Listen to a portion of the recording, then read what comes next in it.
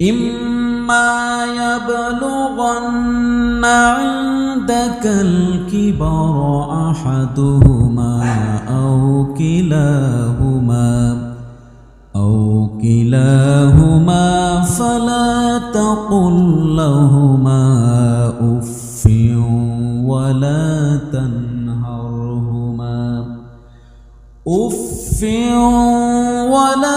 تنهرهما وقل لهما قولا كريما। তোমাদের পিতামাতা একজন অথবা উভয় যখন তারা বার্ধক্যে উপনীত হবেন তখন তাদের আচরণে তোমার মুখ থেকে শব্দটি পর্যন্ত বের করতে পারবে না। তাদের আচরণে অসন্তুষ্ট হওয়া যাবে না। তাদের জন্য তুমি তোমার করুণার ঢানা বিছিয়ে দিতে হবে। তাদের সাথে সদা সর্বদা সুন্দর কথা বলতে হবে, সুন্দর আচরণ করতে হবে। কারণ তারা যখন বৃদ্ধ হয়ে যান তাদের আচার আচরণ সব কিছু পাল্টে যায়, বদলে যায়। তাদের আচরণটা, তাদের ব্যবহারটা শিশুর মতো হয়ে যায়। বিভিন্ন রোগ ব্যাধিতে তাদেরকে আক্রমণ করে।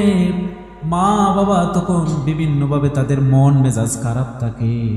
তখন বিভিন্ন সময় সন্তানকে কষ্ট দিতে পারে, সন্তানকে বড় ধরনের কথা বলতে পারে, কষ্ট দিতে পারে। সেই কষ্টের সময় সন্তান যেন শব্দটি পর্যন্ত মুখ থেকে বের না করে, সেজন্য মহান রব্বুল আলামিন আদেশ করে দিয়েছেন। সুবহানাল্লাহ। বাবা মা যখন বৃদ্ধ হয়ে যান তখন তাদের আচার আচরণ অনেকটা শিশুর মতো হয়ে যায়। আল্লাহ পাক বলেন বান্দারে, ওয়াখফিদ লাহুমা জানাহায যুল্লি মিনার রাহমাতি ওয়া কুর রাব্বিরহামহুমা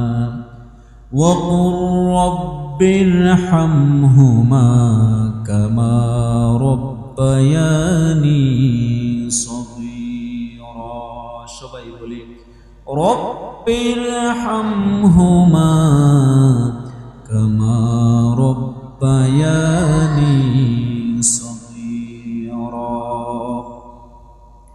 হে আমার রব, আমার শিশুকালে, আমার সহায়হীন সময়, আমার যখন কোনো উপায় ছিল না, প্রস্রাব করে পায়খানা করে পড়ে থাকতাম, সাফ করতে পারি না, বলতেও পারি না, আমার বাসা নাই।